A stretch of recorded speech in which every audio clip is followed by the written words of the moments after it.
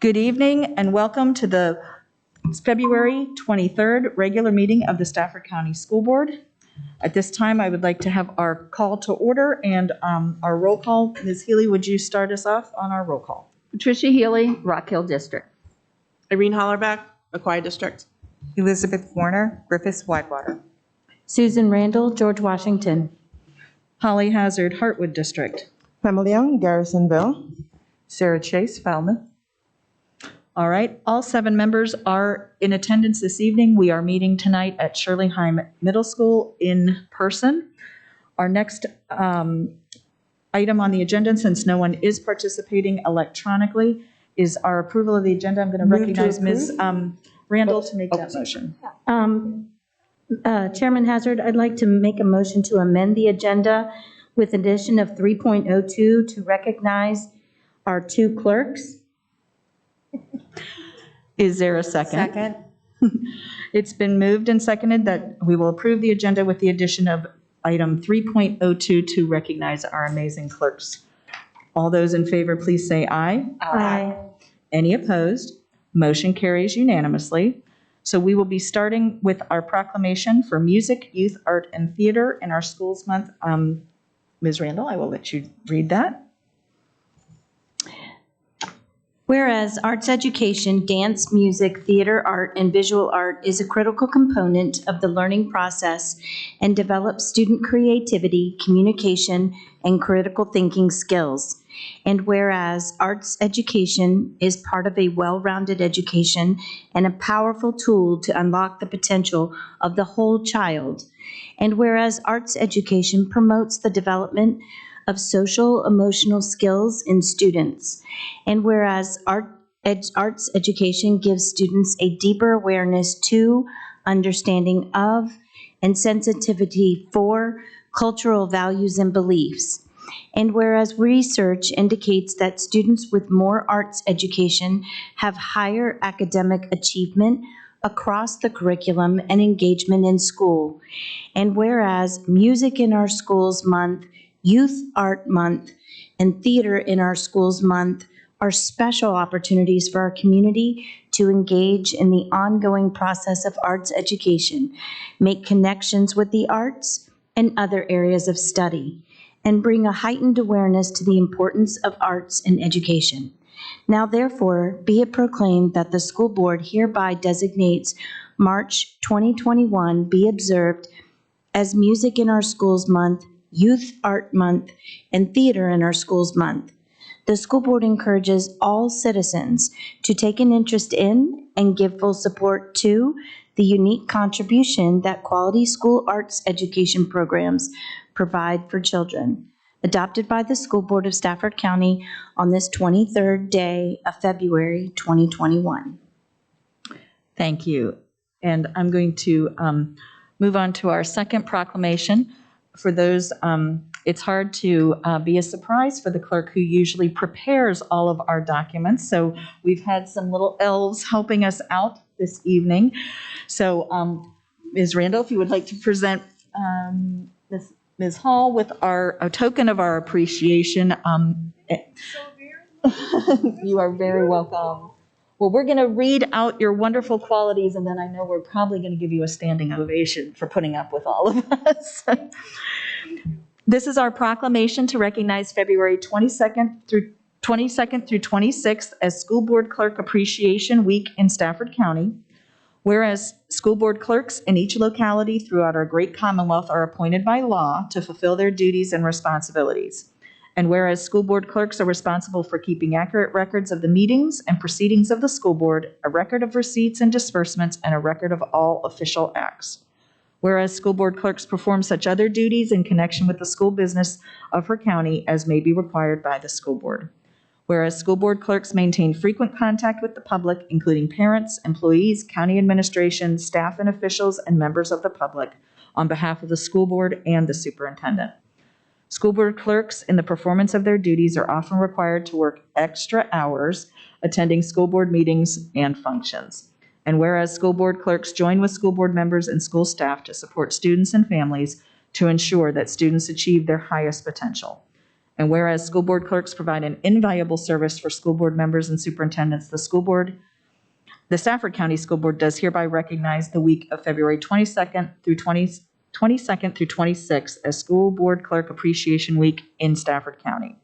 Whereas the Stafford County School Board extends its gratitude to our clerk, Ms. Melissa Hall, and Deputy Clerk, Ms. Angela Murgo, for their dedicated service to our school division and recognize their numerous contributions to Stafford County Public Schools. Now therefore be it proclaimed that the School Board of Stafford County hereby recognizes this week as School Board Clerk Appreciation Week and encourages the public and employees of Stafford County Public Schools to acknowledge the great work and dedicated service of our clerk, Ms. Melissa Hall, and our deputy clerk, Ms. Angela Murgo, for the school board members, school division staff, students, parents, and citizens of Stafford County, adopted today, February 23rd, 2021. Thank you, Missy and Angie.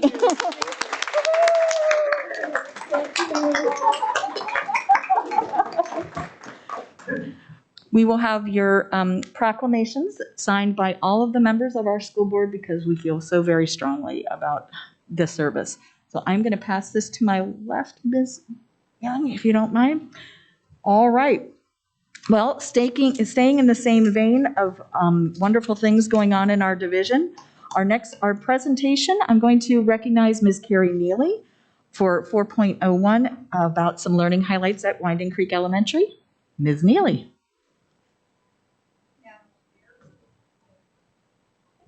Dr. Kisner, push it on, chest, test. Are we good? It is my privilege to welcome Miss Becky Wardlow tonight, principal of Winding Creek Elementary and our 1920 Principal of the Year, to share some highlights from Winding Creek.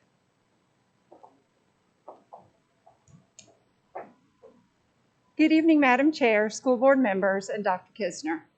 I am Becky Wardlow, principal of Winding Creek, and I've come here tonight to share with you a little bit about the work that we are doing at the Creek. All schools in Stafford County are doing amazing things, especially during these challenging times. And as we come to the midpoint in the school year, we need to take time to reflect and celebrate our accomplishments. And as an organization, we have not let COVID define us, but we are defining COVID. It was at the mid-year point that we took a moment to pause and reflect. We recognized that as a school, we needed to shift our focus from COVID back to our work, as outlined in our continuous school improvement model. The focus of our work at Winding Creek is the Winding Creek Learner Profile. So we started the second semester remembering the learning that has been brought to us by Dr. Kisner from the books by Simon Sinek. We remembered our why, which of course is our students, and is why I started the presentation with their pictures. But we also learned about having an infinite mindset, and we defined our just cause. It is our just cause that I want to share with you tonight. As it says in the slide, a just cause is the ideal vision of what we hope to build. I've included the demographics of Winding Creek to show that we are a diverse school. We celebrate our diversity, but we also use this information to make important decisions. Our just cause, or the ideal vision of what we hope to create at Winding Creek, is built around the Winding Creek Learner Profile, which aligns with the Virginia Profile of a Graduate. And the connection that binds it all together is equity. Dr. Kisner has started us on a journey of understanding equity. Equity is an enormous word with many meanings, understandings, and interpretations. At Winding Creek, we are just beginning our journey to learn and develop a personal meaning of equity by learning about ourselves, our biases, our habits, and our practices. As a school, we are starting to learn how to infuse equity into our practices, which is a part of what I hope you will see tonight.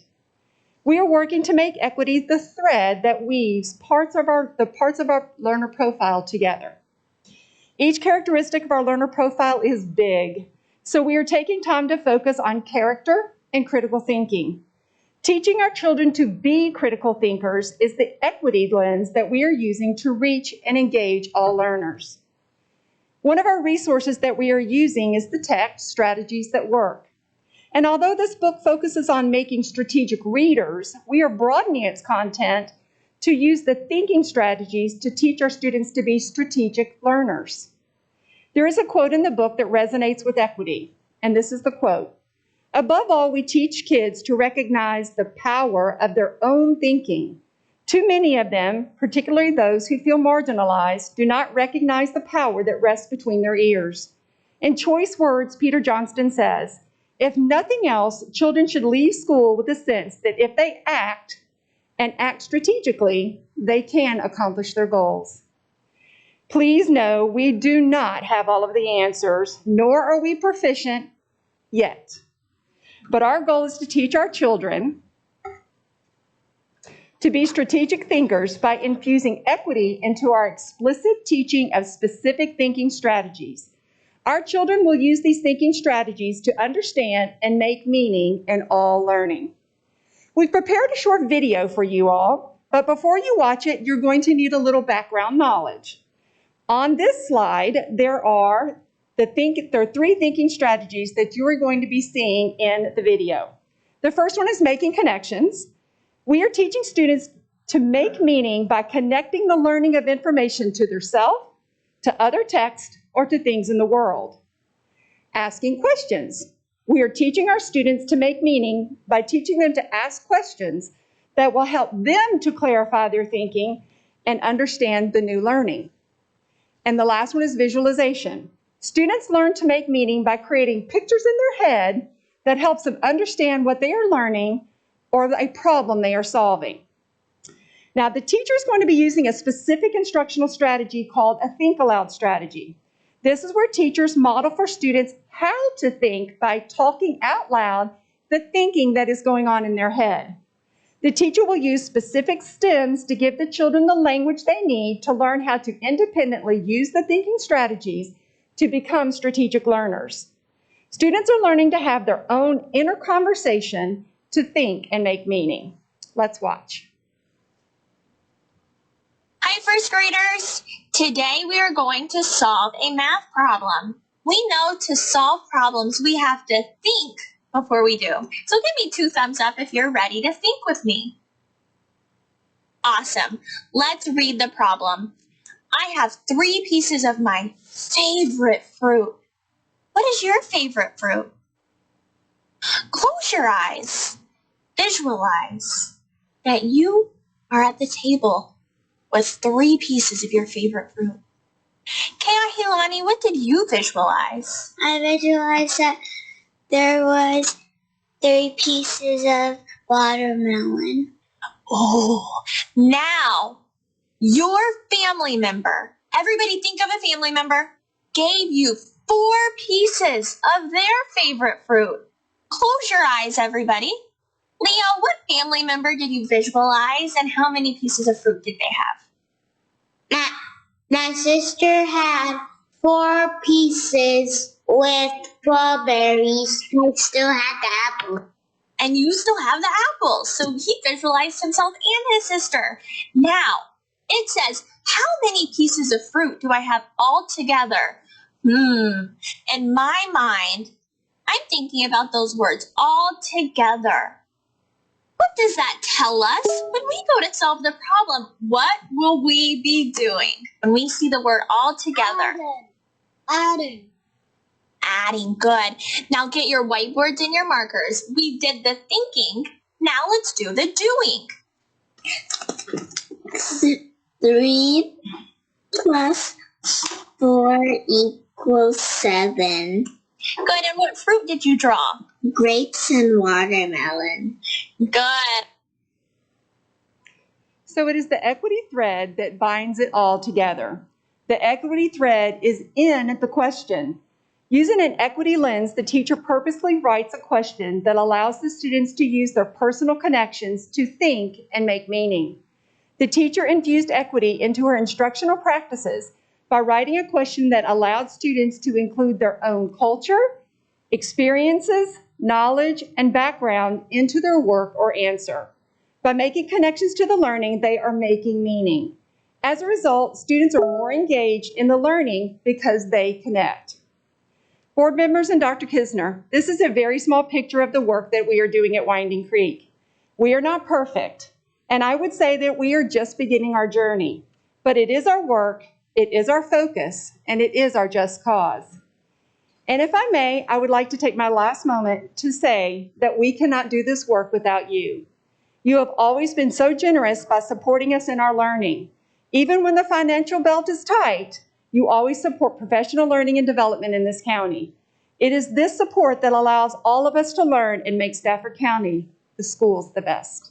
Thank you. Thank you for coming this evening.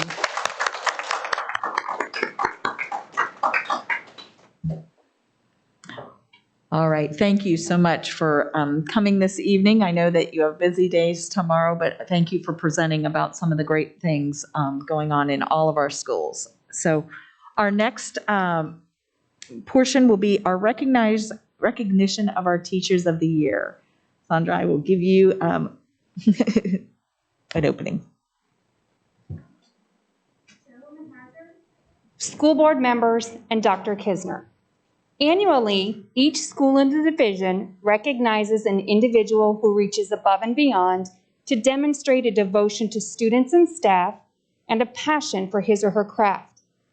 These Teachers of the Year are traditionally recognized during an awards assembly. However, we are unable to host an event this year due to COVID-19 restrictions.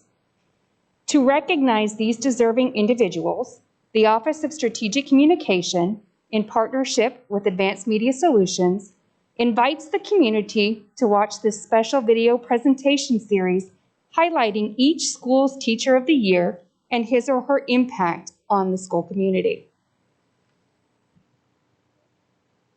Hello, I'm excited to share with you that Ferry Farm Elementary School has selected Ashley Lockwood to be our Teacher of the Year. One of her biggest strengths is that she cares about all staff and students. She goes above and beyond to make sure that she can support not only the students, but any staff member that is asking for support. Ashley's our PST, and she works with our kindergarten first grade teachers for the most part. However, she's also the special ed lead teacher. She has assisted in writing IEPs and completing paperwork and helping our new teachers and our special ed teachers to be proficient in all that they do. We're excited that Ashley is our Teacher of the Year, and we couldn't think of a better person to represent Ferry Farm Elementary School. Hi, my name is Ashley Lockwood, and I'm the Teacher of the Year at Ferry Farm Elementary. I'm the primary support teacher here at Ferry Farm Elementary, and I'm honored to receive this award by my coworkers. I couldn't ask for a better place to work, and I'm so excited to represent my school. We are very honored to have Mrs. Elizabeth Dent be our Teacher of the Year. Mrs. Dent does everything in this building. She is one of those silent workers who she does her job, she does it well, she goes above and beyond, but she's not looking for that pat on the back or that recognition. So that's why it's so wonderful that this staff has honored her with being the Teacher of the Year. Mrs. Dent is our main ambassador, and when she's not leading the Teacher Mentor Program, she has been a mentor. She works with all of our staff within our building. She's a phenomenal teacher in her classroom. The community loves her. We also have her as our grade level chair and has been there for years. Ellie just does everything above and beyond, and we are just so very honored to have her working with us and have her be our Teacher of the Year. I am very grateful and honored to be elected for the Teacher of the Year here at Stafford Elementary. I am loving the school. I've been here now 6 years, and this is where I went to school as well as a kid. So being here in this community with these teachers and our staff has made me appreciative of being here and being with all of our children. I love teaching all of them. I am a part of the superintendent committee. I am the ambassador here at our school for all of our new teachers. I've been a part of hospitality. I'm our grade level chair, and I believe that's why people have recognized me. I am excited to be nominated Teacher of the Year this year, and I think it has impacted me in a great way, showing me that I am doing what I need to teach my students and being that role model and educator for them. I am thankful for being nominated Teacher this year. I am excited and I am honored to know that I am being the best educator for my students, and I am making an impact on their lives, and I thank you for this honor. Mr. Testman is a great example of what we believe is an outstanding teacher here at Anthony Burns. He really believes in his students and works hard to let them know that he is on their side and will help them strive to reach their goals. He believes in setting high expectations for every student to reach their individual goals, and he will do everything he can to support them. He meets with students, he lets them know where their strengths and weaknesses are, and develops that trusting relationship that really allows them to excel and soar. And we are the dragons, and we do soar to success. Mr. Testman also is a wonderful leader in our building. He also not only leads his team as our grade level chair and supports new teachers as a mentor, but he also is leading our extended day tutoring, helping to ensure less learning loss for our students, and organizes not only the lessons, but also the teachers, and works with families to help ensure that as many students as we can are getting that extra support each and every day. So congratulations, Mr. Testman. We appreciate all that you do for Anthony Burns and our students. So I'm proud to, be at Anthony Burns and have the freedom to work with clubs throughout our school. And I've helped start a club called the Gentlemen of Anthony Burns, in which we help boys overcome difficult circumstances by instilling 4 core values of academic excellence, respect for others, leadership qualities, and being community driven. Besides that, I've just have the privilege of working with some terrific teachers at Anthony Burns and learning from my mentors while being a mentor to others, and working with everyone to really build a culture at Anthony Burns of success, of inclusion, of having all of our students work together and build each other up, especially during this difficult time, because every child can help other children, and we believe that every adult in our school and every community member is a valuable asset to our school as well. Hi, I'm Becky Wardlow, Principal of Winding Creek, and it is my great honor today to talk and share about our fabulous Teacher of the Year, Jen Labor. Jen Labor is the glue that has held our school together, not just this year, but in all years past. But what's special about this year is that all of the challenges that we've had, Jen has helped us, guided us, teachers, students, and families, to not only meet the challenges of COVID, but to conquer the challenges of COVID. It has been her personality, her positive attitude, her heart, her mindfulness as a teacher that has been our guide as we have navigated through these challenges that have been special just to this year. Jen Labor is a master teacher, and because she thinks from the mind of a teacher, she is constantly thinking about how she can work with others, families. She goes above and beyond to be creative and use all of her talents to help us as a staff. So it is my honor, as always, to be able to say that Jen Labor is the best of Winding Creek, and we are very proud that she is representing us as Teacher of the Year. Hi, I'm Jen Labor. I am the ITRT at Winding Creek, and I love what I do. I love being able to help students. I love being able to help the staff. This has been a very challenging year when it comes to technology, and our staff has done an amazing job at adapting to what they're doing, and I have been privileged to be a part of that and be able to help lead them and coach them and cheer them on. I feel honored to be chosen for Teacher of the Year at Winding Creek. I don't think that I deserve it any more than any other educator in this building. They have been working extremely hard this year and doing wonderful things for the students here at Winding Creek. I'm so proud of you and for all the things that you've done. So to all of our educators out there, wonderful job. And I will continue to be your coach. I will continue to be your resource. I will continue to be your cheerleader. I'll continue to do whatever I can to help you and help the students at our school and throughout our county. Thank you. Hi, I'm Andrew Bathke, Principal at Dixon Smith, and I'm pleased and privileged to share with you why we selected Colleen Baden as our nominee for Teacher of the Year. It's a combination of advocacy and empathy. She is always in a kid's corner with regard to wanting them to do well. She has great instructional talent. She is clear, she is organized, and she is always checking to see if they know what's going on. And that empathy piece comes in because they trust her. Admitting that you need help is a tough thing. That's a vulnerability, and her relationship allows her to assist kids because they're willing to admit that they need help, to get that help, and they know that they're going to be successful when she's working with them. That relationship also extends to the social emotional piece navigating life's decisions from things as minor as, do I do my homework so I can feel good tomorrow, to my peer treated me in this inappropriate or unpleasant way, and how do I navigate that relationship? That involves adult counsel, and she is a pro at that, particularly with the relationships she builds. And those quality relationships also extend to staff. Her collaborative professionalism is just amazing. She's always on board with great ideas and willing to pitch in to anybody else's ideas that are going to make this school a better place and make life better for the kids we support. She is an amazing, consummate professional, and we couldn't be luckier to have her among us. So when I received the call for Teacher of the Year, that I was nominated and chosen, I was speechless and just filled with gratitude from being nominated by my peers and my colleagues and my administration that are incredible here at Dixon Smith. It was incredible to have that, and I appreciated it beyond belief. This year, at the middle school level, we have been given the opportunity to add different electives. These electives have provided me a great opportunity to reach students' needs in the academic setting, in the social, in the emotional. I've been able to build rapport with students that have been outstanding in this virtual setting. We've had a few bumps in the road, but nonetheless, I've gotten to learn my students and help them be successful. Hi, I'm Scott Olchenko, the proudest principal of Stafford Middle School you could imagine. So thank you so much for taking this time to recognize our Teachers of the Year.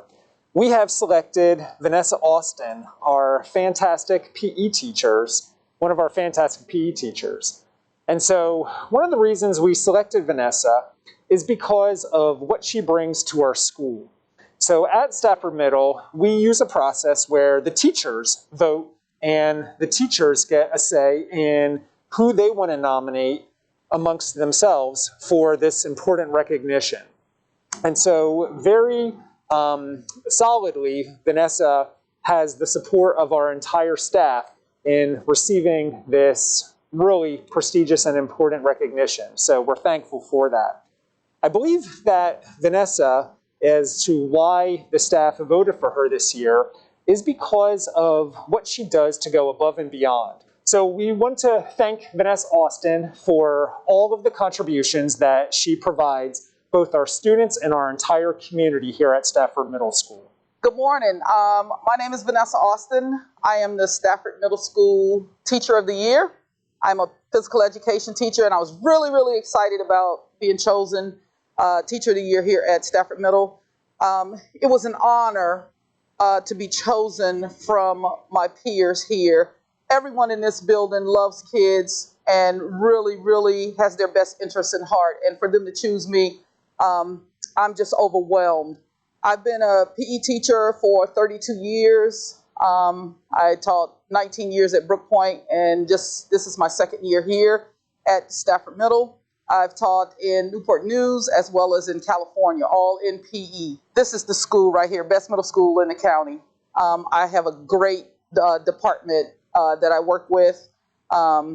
Ms. Walker, Ms. Blaylock, Mr. Fry, and Mr. McFarland are one of the best teams I've ever worked with in my career. I have the privilege today to talk about Sarah Connolly, the Colonial Forge High School Teacher of the Year. Sarah is a first-year ITR teacher here at Colonial Forge. She was nominated by our staff, and the greatest honor of any team or organization is being recognized by your staff as the MVP. Sarah's positive and high energy that she's brought to the staff this year during this challenging year in transitioning to virtual learning has been second to none.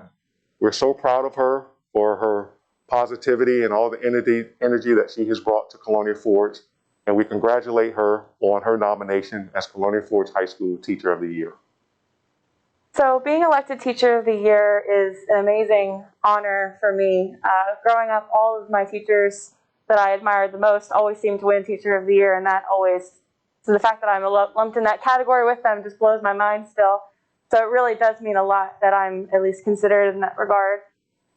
Being at Forge is amazing because these are some amazing people here that I work with, and I just built relationships with them and built relationships with the kids, and that's really the most important part of teaching. And so I think that's probably the best part about being at Forge is there's some wonderful people that I work with who seem to really appreciate, I guess, the hard work that I'm putting forth.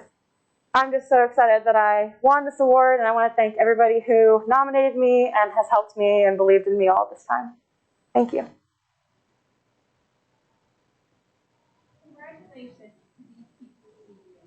We will continue showcasing these video presentations over the next several regular board meetings. Thank you. Thank you all for your work to bring forward for our teachers. So why don't we give those teachers a hand and all those who have been. It's also a nice way for those who don't get to go to the wonderful award banquet to hear about the great things that our teachers are doing. So I hope you all enjoyed our little tour through some of our schools this evening, and we will be back with some over the next couple weeks. Our next is our report from the Office of Equity mid-year update. All right, Zena, come on up.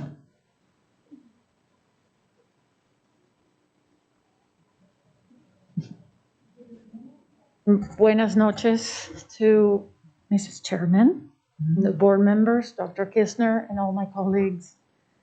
I'm here today to give you an update. You will see as you go through the slides, I'm not going to read them to you, but I will explain to you a little bit of the work that goes behind it and what we're doing as we do. Next slide, please. Can you make sure that you are close to the microphone because we want to make sure everything gets heard. Can I There do you it go. like this? Yes, very good. Thank you. Okay, this is just one of my favorite quotes, and I was going to have it at the beginning just to say that this work is daily work. This work, like you had heard from our principal and you hear from Dr. Kisner and all of us, is work that requires all of us to work together to achieve a goal. Next, please. You have seen our mission. Go ahead and put the next one, please. And our definition. We have come up with those with the help of the EDOC committee, which is the Equity, Diversity, and Opportunity Committee. Next, please. So this is one of my new favorite things that are out there. You have all seen, I'm sure by now, the bicycles or the fence in which they're showing what equity is versus equality. This one that Leah Walker has designed really shows you the difference, that equality is not what our children need. Equality is not what any of us need. What we need is equity, which means providing. Equity is creating a system where each child, staff, and family receives the opportunities and supports that they need. Next, please. So this is something that I'm very, very excited about. How do we incorporate the different voices? How do we build the relationships and processes to raise the voices of our community methodically, intentionally, so that we can create a true partnership where people are not only heard, but included and counted? Next, please. This is going to sound like I'm at the Emmys, and I don't have that there, saying thank you, but Dr. Kisner, you have my gratitude. Our kids have your gratitude. Our staff has your gratitude, or are grateful. The work that you've brought, the attention that you brought to equity for all of us has never been seen to this level before. So we want to say thank you to you. Thank you to the staff that supports us, Dr. Jones. Thank you for being there every step of the way. The Equity, Diversity, and Opportunity Committee, we have revamped completely. Dr. Kisner gave me carte blanche to do with it what we need to raise their voices. And I don't do this alone. I have people from my office, Kristen McKinney-Nash. I have, and I don't want to forget, Monica Foreman, Shardy Elliott, Jenny McCann, Melanie Daniels, and Benjamin Diggs, working with me every step of the way in these three committees that I'm going to talk to you about. The first one is the Equity, Diversity, and Opportunity Committee. And this is our focus. And I'm not going to talk much about it because they will present to the board at some point. So I just wanted you to see what they're focusing on. Next, please. Oh, actually, can you go back one sec? Because I think this is important. We have over 45 members. We had over 130 applications, I think. And there's members from each one of your districts represented. We make sure of that. We make sure that there's from as much diversity as we could include within the people that applied. And we count with not only community members, but teachers, assistant principals, clergy, community partners, family members, parents, aunts, uncles. It is fantastic. And we had so many students apply. Can you go ahead to the next one, please? That we created our own youth EDOC. We have over 25 students. You know, right now that there's sports going on, it slows down a little bit, but it is still good. We're going strong from every single high school. It is fantastic to hear their voices. It is fantastic to count on these students. And Dr. Kisner and Dr. Jones will tell you, they don't take it easy on us. They are the ones telling us what's what, pretty much. It is fantastic, and it's an honor to work with them. The next one. The Equity and Family Advocates, we have 35 members, minimum of one per school. And what we're doing is boots on the ground, is starting to create awareness from the schools of what this work entails, of implicit bias, of how it shows up in our system and how we can work with it as one of the things that we have to work on in order to help our students. Okay, next. And here we go, Dr. Kisner. This might be the first time you see this. I and the group that I mentioned before, using the continuous improvement for SVPS, we took the equity part and divided it using research-based and, let me read, because if not, I'm going to forget. Continuous improvement model, here we go. Based on our needs in evidence-based and research-based methods, we created an equity continuous improvement for Stafford County. And we're gonna talk about why we want to do this type of work and why it has to be systemic. It's not something that is one and done. It's something that takes time to build. It's something that we're never gonna finish. It's ongoing. Next, please. So the first one of those little pies is welcoming schools.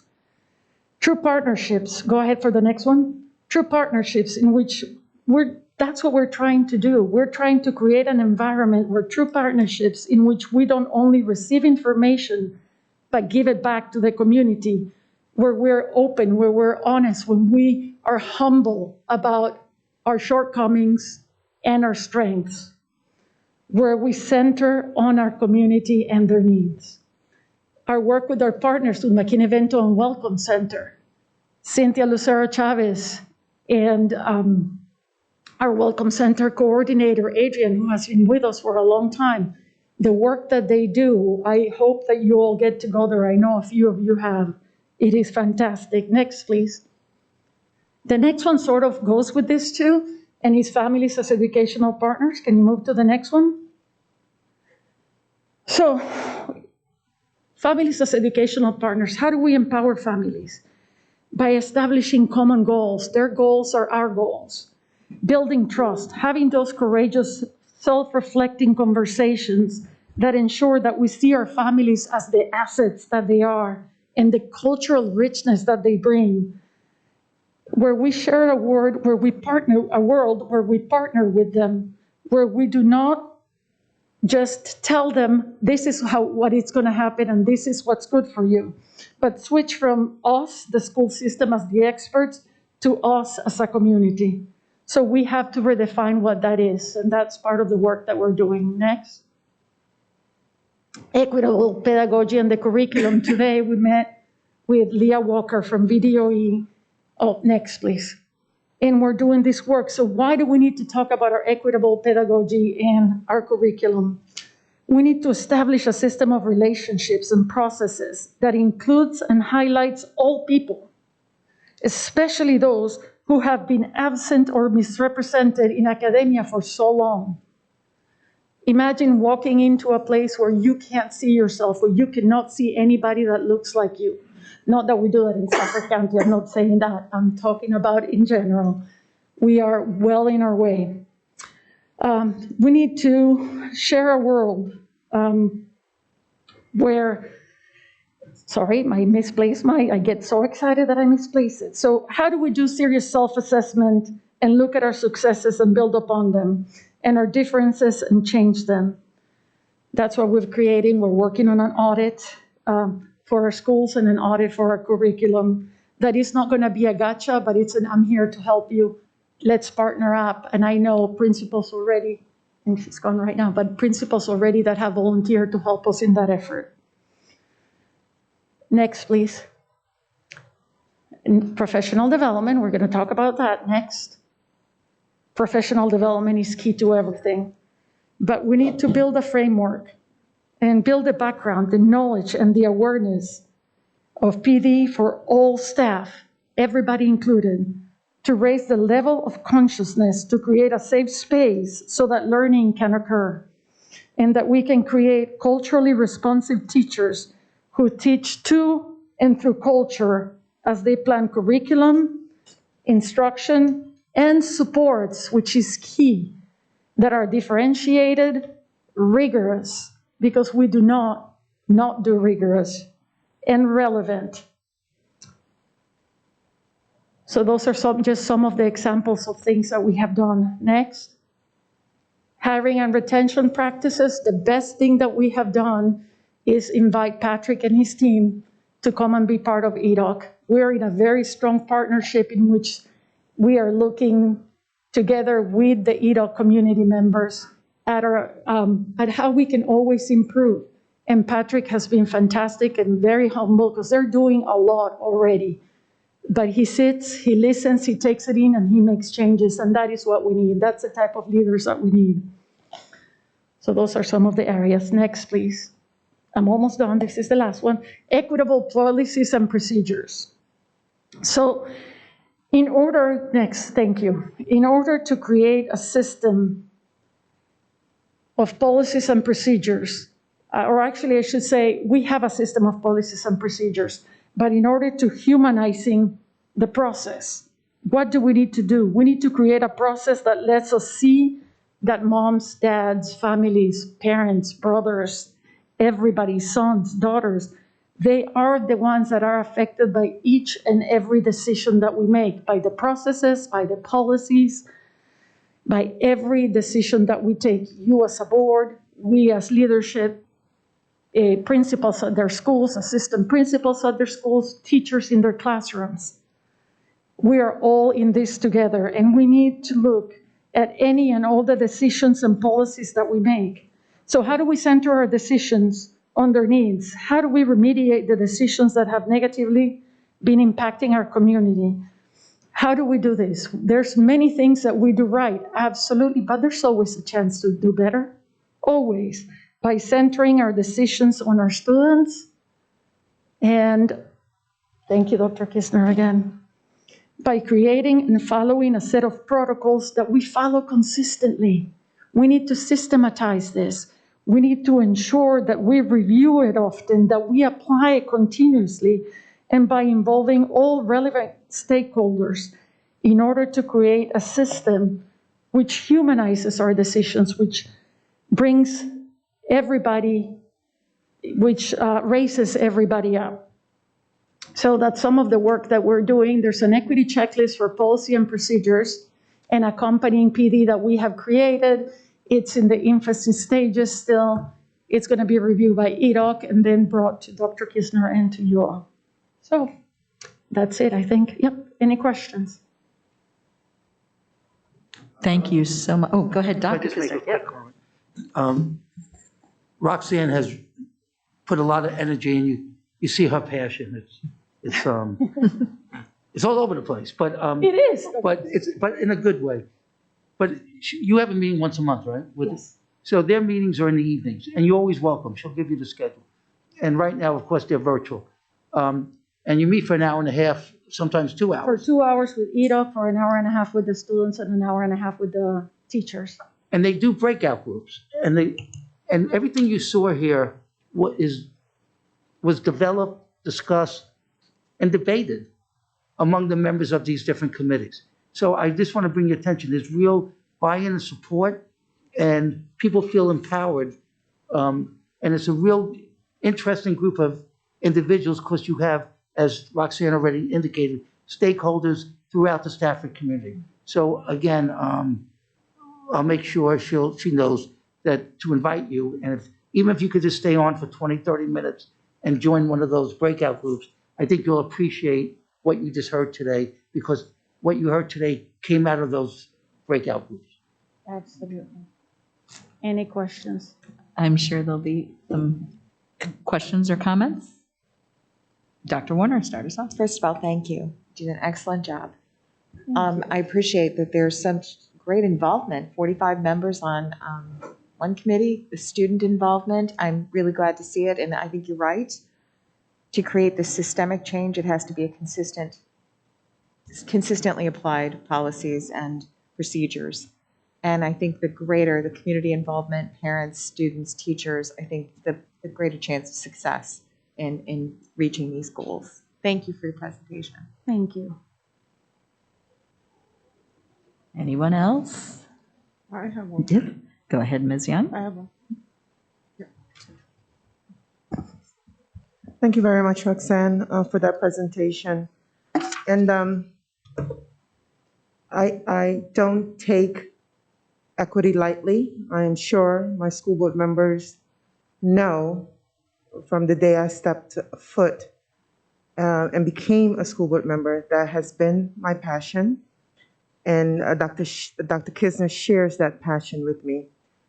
One of the things I do want to remind our school board members, that sitting on the sideline and looking in and maybe just visiting a meeting here and there does not give you the full concept of what you're missing. And to be able to understand how we need to handle equity in the school system. And so I just think as a board that we should, like I said, I speak from a place of experience. And I understand the difference between equity and equality. And so, say, for example, we're opening up places and access for Blacks and underserved, but just having access alone is not sufficient. It's providing those individuals, Black, white, poor, disabled, the ability to get that education as everyone else. And it doesn't need to come as if there is empathy or sympathy. It is something that we have to do. If we are moving forward as a society, there is always going to be that deviation, that line that is drawn in the sand if it's not understood from the heart. And the school member, the board, need to be able to take these classes, these professional developments, and we've done some of those, thank you, Susan, for bringing those in at some point in time. But we need more, because we are the board and the school system is looking at us. Communities, families, they're looking. Trust and believe. I get emails, I get calls. And so we should not take it lightly. Thank you.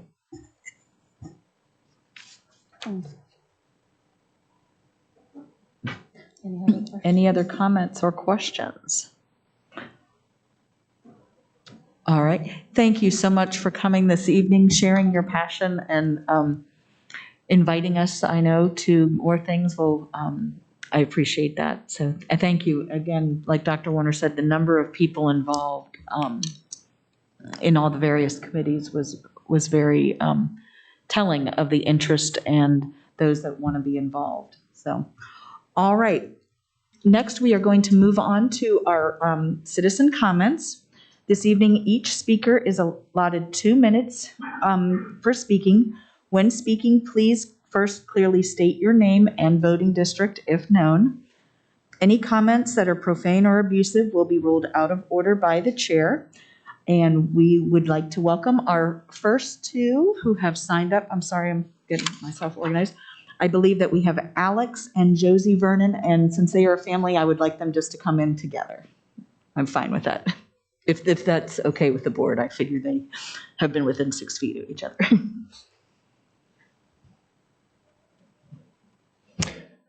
Good evening. My name is Alex Vernon. I have two daughters who attend Whiting Creek Elementary School, sometimes. I have a 10-year-old and a 5-year-old. My 5-year-old has autism.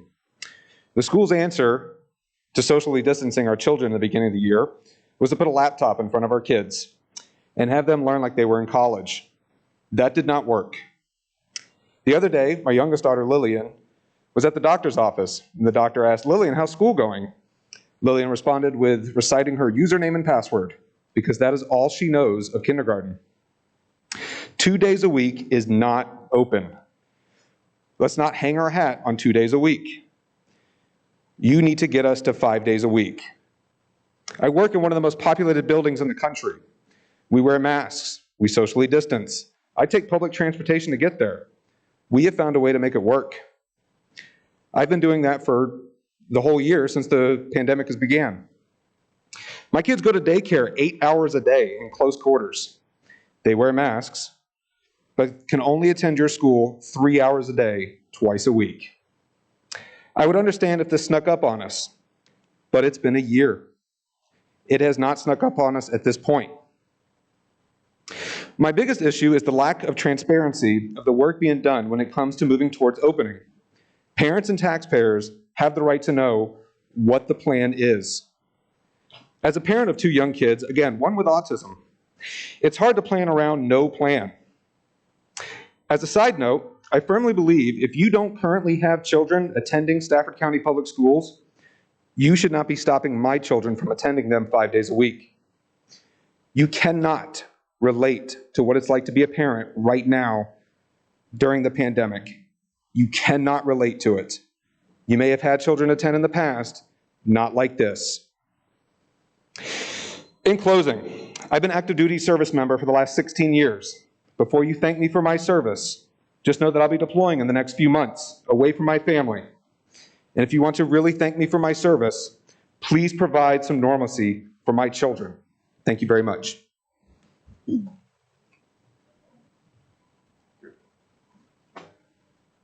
Josie, if you'll just bring that microphone down. Yep, there. We just Here? want to make sure we can hear you. That's perfect. Thank you. Yeah, sure. Hello, my name is Josie Vernon. I'm a 4th grader at Winding Creek Elementary School. I wanted to tell you what it's been like for me and my family this school year. I used to attend Holy Cross Academy and transferred here last year. It was hard to move to a new school and have to meet new friends, but I still haven't been able to make a lot of friends since you won't let me go to school. You only let me go to school 3 hours a day, twice a week. I understand why we need to socially distance and wear a mask. And I'm okay with that. I wear a mask everywhere now, and I'm used to it. I also wanted to tell you what it's been like in my house during this school year. I started out doing my schoolwork in the same room as my younger sister. My sister has autism, so I couldn't concentrate with her screaming and crying every day. So I couldn't get my schoolwork done, and I couldn't focus. So I started to work alone in my room, which helped, but it's still not as good as going to school.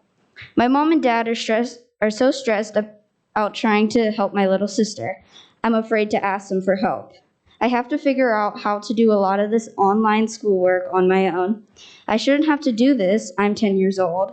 Both of my parents still have to go back to work, so I have to do my online school at daycare, which is really hard. I don't understand why when I can go to daycare, but I can't go to school.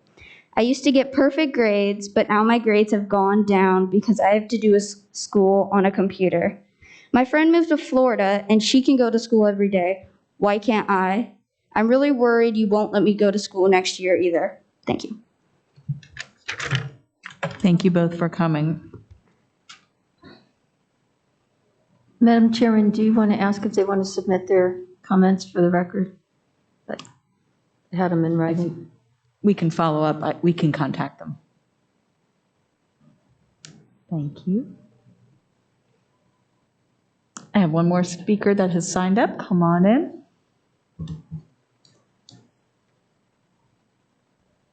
Good evening. My name is Stephanie Mojica. My district is Garrisonville. I'm here tonight to advocate and be the voice for my children.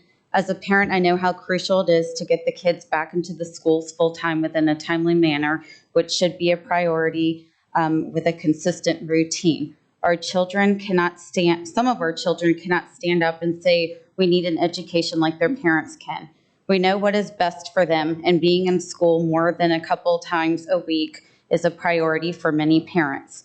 This is not okay with how our school system has literally been shut down for almost a year as it continues to affect children and parents as well. We are unaware of what plan is going to be set in place to open schools. I feel there should be better communication between parents and school board members. The school board has not given much information to us on how our schools will eventually reopen to a more appropriate schedule. Virtual, again, continues to harm many children mentally and academically. And the MSNBC News, it states that remote learning students are more stressed and have health problems than their peers who are in the classroom full time. Not all adults thrive with online learning and needs an educator to learn a skill, but the school system seems to expect our kids to be self-taught. Basically, children must teach themselves in many ways. Educators are important. They are skilled professionals, not babysitters. As parents, we want our children to be properly educated so they can succeed in life. With all the CDC guidelines, schools should be working towards opening buildings full-time, just like Florida's school system, which has been open successfully since August 2020. Thank you for your time. Have a wonderful evening. Thank you for coming. Do we have any other? All right. We have no other speakers this evening, so I will close public comment at this time. I will move on to our board committee reports. If there are any board members who have any committee or updates since our last meeting, feel free. Ms. Young, you want to start us? Oh, is there anybody else? Yeah, go ahead, go ahead. Go ahead. You sure? I have just a couple of notes from the governance committee meeting. We discussed our retreat on the 24th of April from 10:30 to 2:30. And to go over policies, procedures, norms, and protocols, and set up our self-evaluations along with superintendent evaluations. Lisa and Kathy have looked at our policies in the 1000s and 2000s, and we'll be bringing them before the board later in March. A few are slated to go. A few have no changes and could stay, and some have things that we need to take out and a few things that we need to add in just as far as language goes. But these are the easier ones that she's going to bring before us in March. We talked about the agenda meeting setting, and we have a policy in place that tells us how agenda setting takes place. However, I do realize there are 2 board members that have not had this experience, and I'm happy to give up my seat if anybody else wants to take it. For an agenda setting, that is fine as well. And that's it. Thank you. All right. Ms. Young? Yeah, thank you, Chairwoman. I have the legislation one, but Dr. Kisner, I wasn't sure if you're going to mention them in your speech or you just want me to mention and highlight some of them now. It's up to you. Yeah? Okay. So just the way how the policies work, usually you have one on the Senate side and then one on the House side. And sometimes it didn't pass but some of them you don't have one on both. But I'm just going to mention the ones, and Dr. Kisner probably could elaborate on some later. The ones that are important, which is the House Bill 1736. This is about the school nurses services in a public elementary or secondary school. And the school board, you have an email that you've received in detail. So I'm just going to mention them really quick. All right. And so the House Bill 2013, that's the board policy for students unable to pay for a meal at school. And I think we've implemented something already last year. House Bill 2019, public elementary and secondary school administration of undesignated stock on albuterol inhalers. Sorry. And the State Bill 1303, this is about local school divisions, availability of virtual and in-person learning to all students. And it requires each local school division to make virtual and in-person learning available to all students. And this one have both sides, the Senate Bill 1357 and the House Bill 2027, the Board of Education to establish a student growth assessment process State Bill 1401, Standards of Learning, reduces total number and type of required assessments to minimum requirements, reduces the total number and type of required standards of learning assessment to the minimum requirements established by the Federal Elementary and Secondary Education Act of 1965 as amended. House Bill 1776, this is Education Board temporary extension of certain teachers' licenses. And House Bill 1823, Public Schools Child Day Programs and certain other programs, carbon monoxide detectors required. State Bill 1132, Public Schools, Severe Weather Conditions and Other Emergency Situations. And 1257, SOQ, School Board to provide at least 3 specialized student support positions. Thank you. Thank you for that update. Anyone else have any, Dr. Warner, sorry. I'm just going to give a quick update with the Head Start Policy Council. Enrollment is still down a little bit for Head Start. I think they're still trying to get students to fill some slots. I have to give them some credit. They've done an extraordinary job with family outreach and putting together packets to send home to the kids and delivering them by hand. The Head Start program has done an extraordinary job over the last year, and they've actually there's been no school spread of COVID in the classrooms. Their responsiveness and the involvement of the families in the policy council meetings is impressive. And I think that one thing that they've, I have to give credit to North Star and Rising Star and Miss Massey is and the way they conduct the program and how effective they respond to parents and their requests. There's been a lot of requests from fathers for more involvement and more ability to interact with their children's teachers. And they've also highlighted a number of maintenance issues at especially Rising Star. Thank you. I believe you all got a packet in your email from them.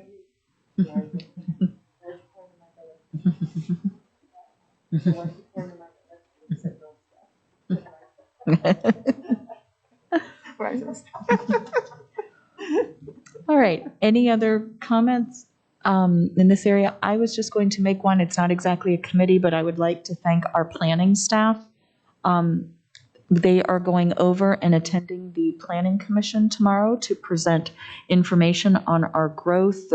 They are not presenting any new information. It is all the information many of us have seen before, but the Planning Commission is in the process right now of updating or doing the first draft of some updates to the comprehensive plan, and we felt that this was important information to get before the planning commissioners, especially since they deal with growth and also planning. And so we thought that this information was helpful, and they will be joining them tomorrow at 4:30. There is probably a way to watch it.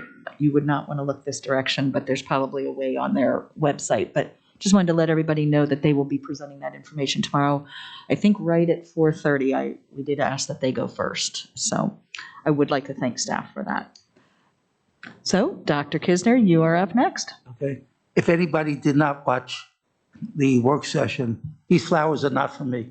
Okay, so although I'm happy to forget to give it to Angie.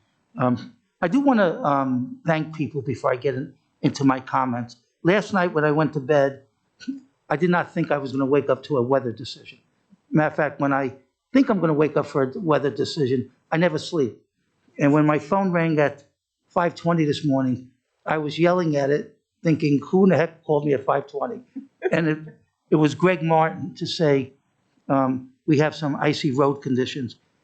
And I do want to thank Barry Sutter, Greg Martin. Barry Sutter oversees transportation. Greg Martin oversees security and safety. I woke up Carrie Neely at 5:25, 5:30. I said, we got to make a quick decision on elementary because obviously that's our earliest schools, earliest runs. And I want to remind the public respectfully, when you email me at 9:30 and tell me it's 50 degrees out, you are correct. But we have to make the decision around 5:45 because our buses are leaving around 6:30. But if I could make the decision at 9 something, I would probably, we would have had school. And I want to thank Sandra, because Sandra was actually the first person I called to say, wake up, because you're going to have to get a message out. So I want to thank him, because I think overall we handled it in 15 minutes, and we were able to still have preschool, middle school, and high school. My comments are, well, let me just add another comment. We have approximately 2/3 of our staff that are going through the first and second shot of the vaccination. A percentage of our staff chose not to, okay? And we still have staff that are still waiting for their first appointment. So if you take out those who chose not to, about 85% of our staff have already gotten either the first or second shot. A lot of people right now are getting their second shot. So just wanted to give you an update. And I do want to thank Mary Washington Hospital and the Rappahannock Area Health Department. They've been really good partners, and I think the process has been very efficient. So I know there's a great desire, I talked about it a little bit in the work session, about children being in schools more days. I think I'll speak for myself, but I haven't heard anybody on the school board disagree with that. We will, next Tuesday, because we have a March 2nd school board meeting. I don't know if Carrie's still behind me. Is she? Okay. I don't want to keep going like that. She's not here. But we're going to begin to talk to you about our tentative planning for elementary to bring back towards a 4-day week. And the process that we're using, it's, as you know, there's a lot of moving parts, but we feel confident that we could address each of these moving parts. We also feel confident that we have to tell the public that there will be, I don't want to say the word sacrifice, but they need to understand that there might be some modifications to how we currently are doing business. So for example, you heard this not so much tonight, but the last time we had parents speak about the partnership with transporting their children, that if parents who are able and have the time to bring their kids to school, then we can make sure those children that are unable, because of parents not able to drive, that they could also be in school. What we are doing this week and next week is really getting a sense of our bus capacity. We're hoping today was the last weather hiccup. The forecast for the next 10 days, the B schedule has been, they haven't had a lot of school. So we were not able to do the middle and high school counting. But Barry and his team and the principals on their side are looking at who asked for a seat and who's actually going on the bus. So that's why I said earlier, I'm not convinced yet that transportation is going to be a barrier, because a lot of our buses are leaving and arriving not at the capacity that we originally thought. The other thing that I think we need to be upfront with the community, and there are a lot of competing, you're sharing it with me, I'm sharing it with you. There's a lot of competing, I'll just say health experts on what is the best procedure, best process. But one statement that you hear quite often is risk-benefit decisions, okay? Because there's going to be risk. And what we have to weigh as a school leadership team is, does the risk outweigh the benefit, or does the benefit outweigh the risk? And what I'm talking most specifically about is the 6 feet physical distancing. And if you look at those school systems that have increased the number of children and the length of their day, or the length of the time children are in school, you do see a common thread. That common thread is they're going between 3 and 6 feet. And I know a lot of people cite the CDC, which they should, The Virginia Department of Health will, we learned today, they haven't yet, but they will come out with their new guidelines very soon. They often replicate what the CDC, the Center for Disease Control does. But the Center for Disease Control did send a letter to Dr. Lane that for those school systems that have already done 3 feet, not to change. You need to evaluate your data and make decisions based on what's happening in your community, which leads me to Stafford, which this Friday I have my Friday letter. The state numbers are going down, our numbers are going down, but not at the level in which the rest of the state is. So again, as a partnership, the 2 things that we hear is the mask, social distancing, well, and the third one that we heard a lot today about, the importance of washing your hands. And so what I would just offer for my fellow Stafford community members is to continue doing the right thing because the numbers are going down, but not to rest, especially when the weather gets warmer. And we might think, this issue is diminishing. But I just want to let you know, as a leadership team, we are definitely preparing for 4 days, and we're preparing to start around April, sometime in April. We have a March spring break. We do have, well, maybe I shouldn't have used the word unfortunate, but we do have SOL testing, which is going to be another disruption of our schedule, but that we could overcome that too. So we have the testing and more children coming in school. So March 2nd, for those who are wondering where we're heading, that will be the beginning, not the end, the beginning of the conversation. And then on the 4th Tuesday in March, we will come back to the school board with much more definitive plans. And we're looking again to do possibly a pilot at some schools and then go to the 4-day-a-week with an understanding that we will be very transparent with the community, that there might be, that there will have to be changes in order to do that.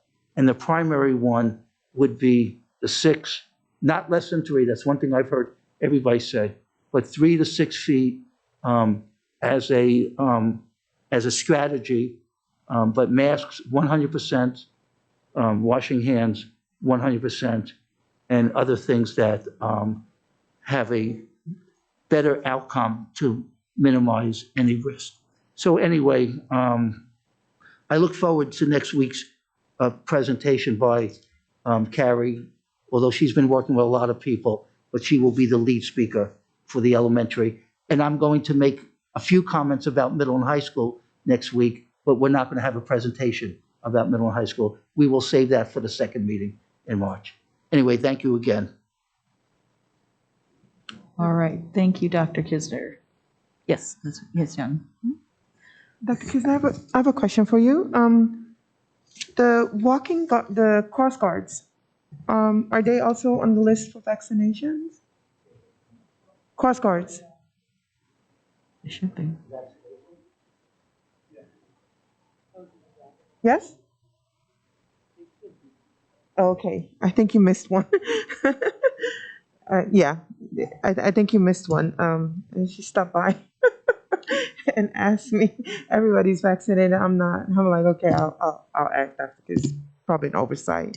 And then my second question was in terms of, will you be, are you thinking about a survey for, like if we're planning on providing summer school, extended, whatever, were we planning on sending out a survey to see how many we have? And were you thinking about that already? Probably working on it already, I thought. Yeah, so last night was a good example that at Whitewater Elementary School, they had a town hall meeting and about 140, 160 families participated. So one of the strategies that we pivoted is to do things more building-based because the principals and their staff know their families. And I bring it up is because some schools right now, and Whitewater being an example, Cape Willow Barrett, there's 8 schools that are examples. Matter of fact, Carrie next week is going to talk to you about this. Okay, got it, Carrie? No, but she already knows that. There's 8 schools now that are working on giving kids support to address the learning loss. We should not just wait for the summer. Okay, we have, another thing that will be on the agenda next week is a mid-year review of our results. And we have enough information that's telling us that there are children that need support today beyond what we're given. So we are having discussions about summer. We have a strategic team looking at that, but we have an ongoing process now to give children the support they need and not wait another 5 months. Thank you, Dr. Kisner. I was not speculating that we were not helping them. We know they're being helped. I was just thinking about, I thought we were thinking about summer school period for everyone that wants to be in school. And so that was where I was heading with that. Yeah, and I'll just say that summer learning, we actually have a name for it, I forget, maybe somebody remind me, to make it clear that, as you just described, it could be for every child. It could be summer enrichment, it could be summer acceleration, and it could be summer support, but we have a fancy term. With some people, to see summer school as like, I ran into a problem, now I gotta spend time in summer school. But we're gonna try to make it much more appealing. And again, I just wanna make this comment, I made it earlier, and you know, obviously the school board will make the final determination, but I'm hoping that come August, late August, when we open up 5 days a week. I mean, I think, again, I just think we have to have that goal in mind, work towards it. I've already mentioned in the budget, you guys, when you adopt your budget, you will support that initiative. And I think we owe it to the community to say this is what we're working towards and be very intentional at it with an understanding throughout this whole process, something that we don't expect could happen. And I hope that doesn't happen, but I applaud all of you, and I applaud everybody behind us. I don't need to repeat what I said last time, but today, if you watch the news, everybody north of us is celebrating that they just opened. You know, Fairfax just had the K2 kids back, Prince George County, Maryland, and so on and so on. We have been steady, and I will agree with comments. 2 days might have seemed right back in October, November, but now that we have a lot more data, we know our risks, we could march very quickly to 4 days and prepare ourselves for 5 days in August. I really feel strongly about that. Thank you. Thank you, Dr. Kisner. All right, we are moving on to our consent items. Is there a motion? Motion to approve the consent items? Is there a second? Second. All right, it's been moved and seconded. Any comments? Hearing none, all those in favor, please say aye. Aye. Any opposed? All 3 items of consent have been approved. We have 2 action items this evening. One of our most important roles as school board members is our funding request and the management of our budget. I'm going to ask Mr. Fulmer to come up to place, I believe, some of the slides that we looked at earlier this evening with our work session on the budget. There were some additional requests of the school board that came through the discussions that we have been having since Dr. Kisner's presentation in early January. Mr. Fulmer, if you could, there it is. If you could just quickly go over that, and then we'll have discussion. Yep, I'll go over the highlights of the budget. Beginning with the superintendent's budget request and moving to the school board's approved budget, I'll concentrate on the far right column because that is what the school board is proposing for tonight.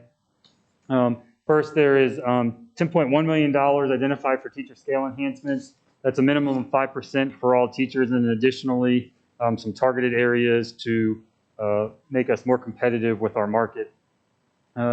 Similarly, on our service scale, we have 2.5, which is the 5%, and then we also identified $4.3 million to address deficiencies in the service scale to bring us up to the median of the market, the mid of the market, based on years of experience.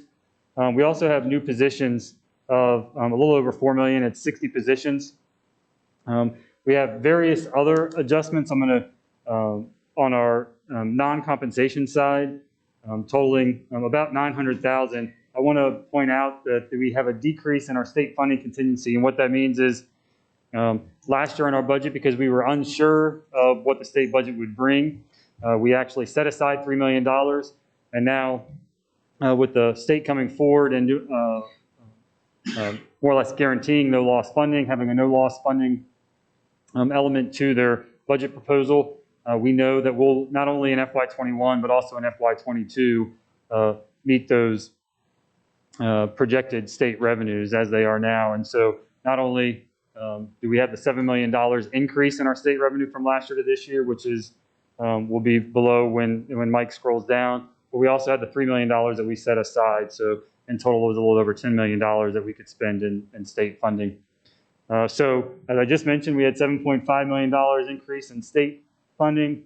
We had this budget is based on a $12.3 million increase in our county local transfer. And we also have some miscellaneous funding of about $400,000 of an increase. That brings us to a total increase of $20.2 million, which is about 6.2% of our total budget, which our total ending budget will be $343.3 million.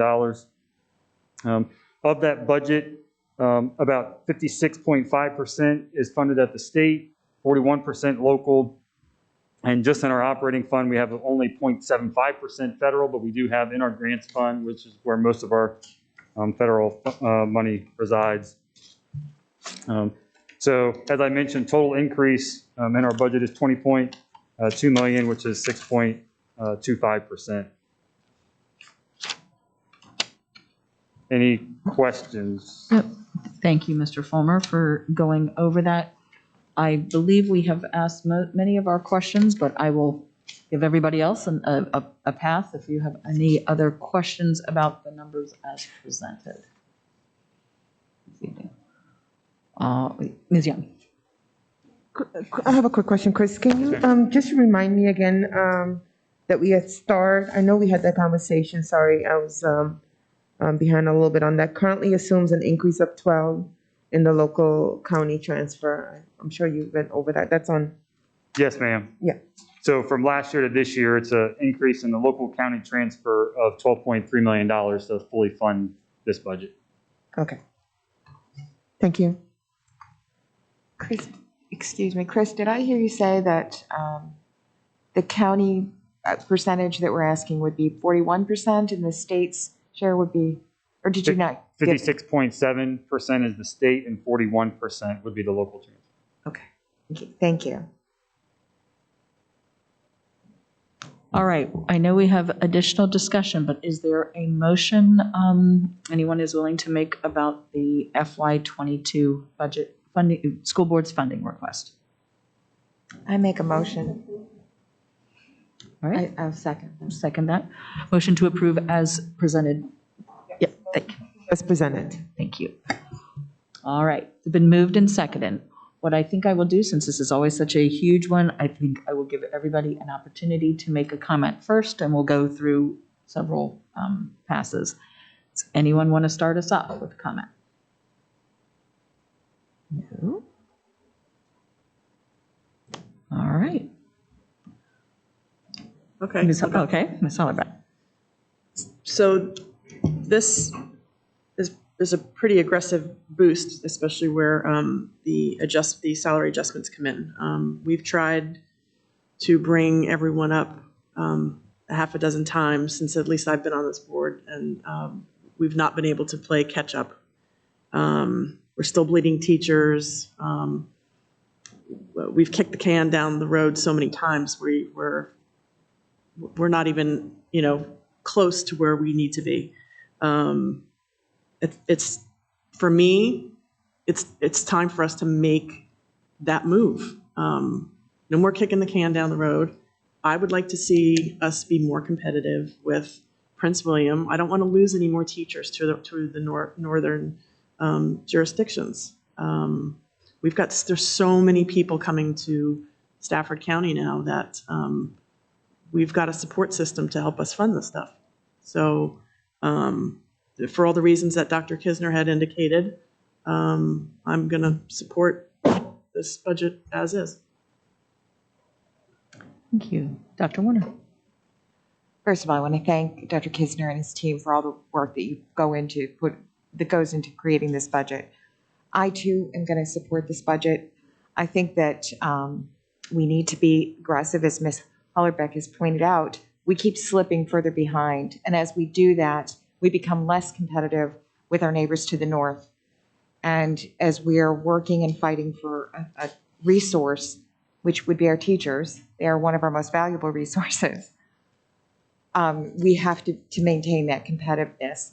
But I also, in looking at the service sector employees, I see so many of those employees have remained so flat in their earnings for the last several years that we have to make an aggressive move to fix that.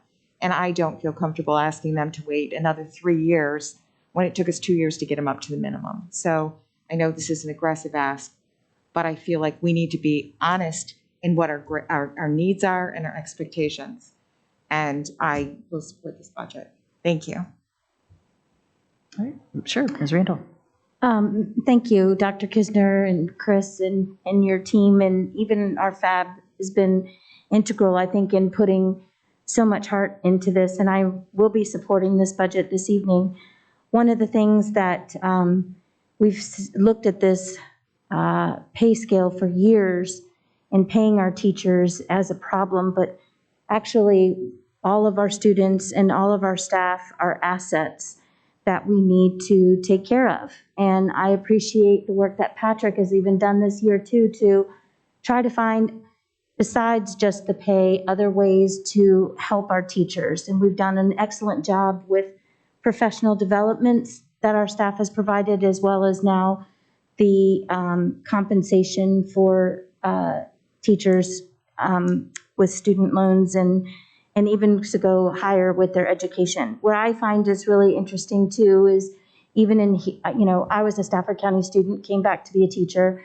My son was a Stafford County student, came back, and he is a current teacher.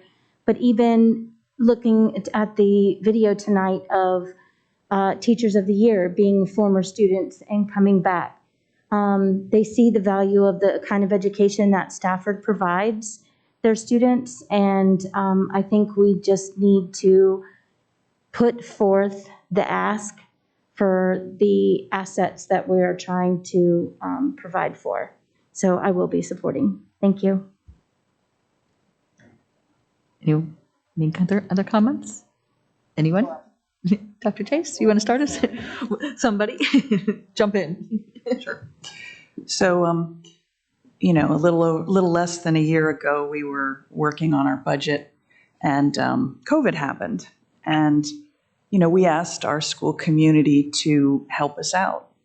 And our principals, our vice principals got no raise last year. Our teachers got to move up a step, but they didn't get a salary increase. And we've asked our teachers and our principals and our vice principals and our support staff to do an awful lot this year. And I know we've heard a lot of complaints, but they have, for the most part, stepped up and really gone above and beyond. And I think we need to, I'm going to digress. I spent many years in Texas, met my husband in Texas. But we saw in the past 2 weeks what happened in Texas when they kicked the can down the road. They decided not to weatherize their energy infrastructure, and look what it did for them. I'm very concerned and have been concerned for years now about teaching as a profession and what's going to happen if we don't compensate teachers appropriately. And today I got a text from a teacher in a different county asking me for recommendations because she wants to leave teaching. And I know quite a few teachers who want to leave teaching right now because it is hard and it is demanding. So I will be supporting this budget because I want to recognize what the people at Stafford County Public Schools have done for us this past year. Thank you.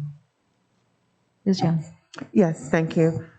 So I can say, since I've been on the board, that I don't feel that we kick the can down the road. We've always supported our teachers and staff, and I can happily say that I'm not only supporting this budget, but I've always advocated for the middle of the road, or even higher, as high as we could go for all our staff.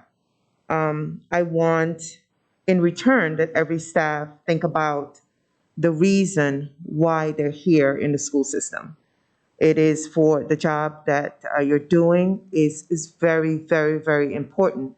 It is for the future. It's for that little one or middle schooler or high schooler.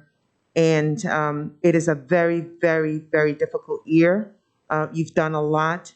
We need to stay competitive. We need to ensure that our teachers and staff and that they have a good mental health. For that, I will support this budget, and hopefully that we can get the other side to also support it. Thank you. Ms. Healy? Well, this won't be the first time I'm a minority, and it's not because I don't support the staff. I feel that asking for a $12.3 million increase from the county is not realistic, and I don't want to have unrealistic expectations. I think we need to give raises, but we are not Northern Virginia, and we're never going to be Northern Virginia. Certainly, ideally, we'd be able to compete. But even this, with asking for 12.3 this year, earlier Dr. Kisner suggested we'd have similar increases the next 2 years. I just don't think that's realistic. I think times are very, very difficult for most people financially right now. And this kind of an increase, which is, how many million more? I think Mr. Fulmer told us our increase last year was 1.8 million approximately. And we're asking for 12.3 million. I don't think that's realistic, and I'm not able to support it. It's not that I don't support, elements in this budget. I appreciate the work that was put into it. I think a lot of it is needed and will enhance the school system. And I recognize that people have done exceptional jobs this year, that people that I know are working many, many more hours during COVID to meet the needs of their students. But this kind of increase in this economy is something that I cannot go forward and support with. So I recognize I will be likely the only one, but I have to, vote my conscience here. Thank you. And then I will make some comments myself. I will be supporting this budget, and I understand the concerns raised by not just Ms. Healy, but others as we've looked at this budget. However, there was a board member that sat in this seat when I first joined the board who always talked about what the role of the school board was to bring to the community and to their funding body of what we need, and not always to put that in context of trying to figure out how to create a round, something round to fit into something else round. We have to bring what the needs are. For me, looking at this budget, asking for a 6.2% increase over last year's budget to me is eminently reasonable. At least in terms of the concerns that have been raised by our community members in the newspapers, national newspapers. One of the biggest areas that has been hit by COVID is our school and education system. I can speak from a higher learning perspective of watching my students there. It is a different experience. But I believe that education is the most important thing that our localities provide. Public education is something we need to provide and make sure it is the best service that we provide. Based on the COVID, there are varying needs within our system. And from my perspective, we need to invest as a community in solving that reaction and the impacts and the ramifications of COVID. And not everything is about money. However, it is about talent.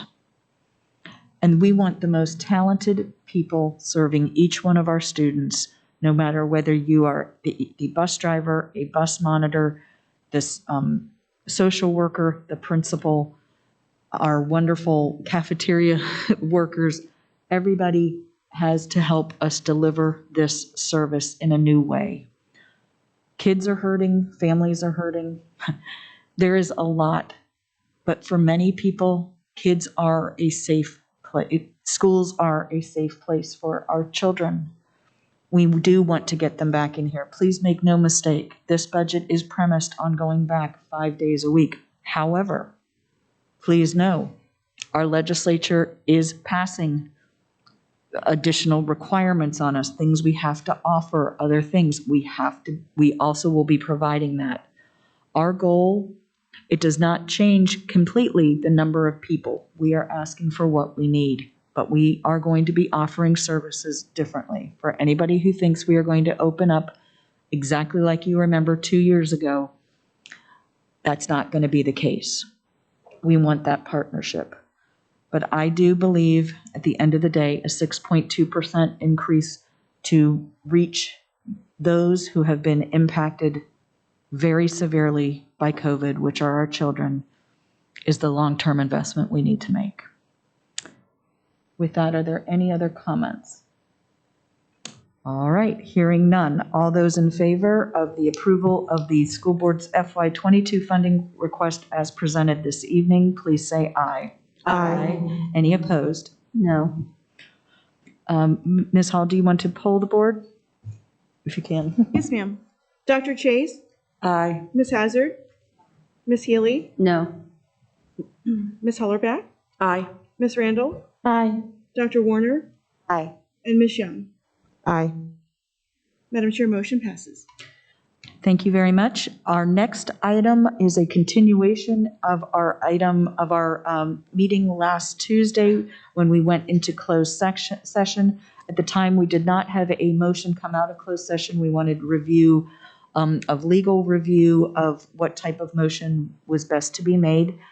I would draw board members' attention. There is a helpful hint on a motion that could be made this evening. If anyone would like to make a motion on 10.02.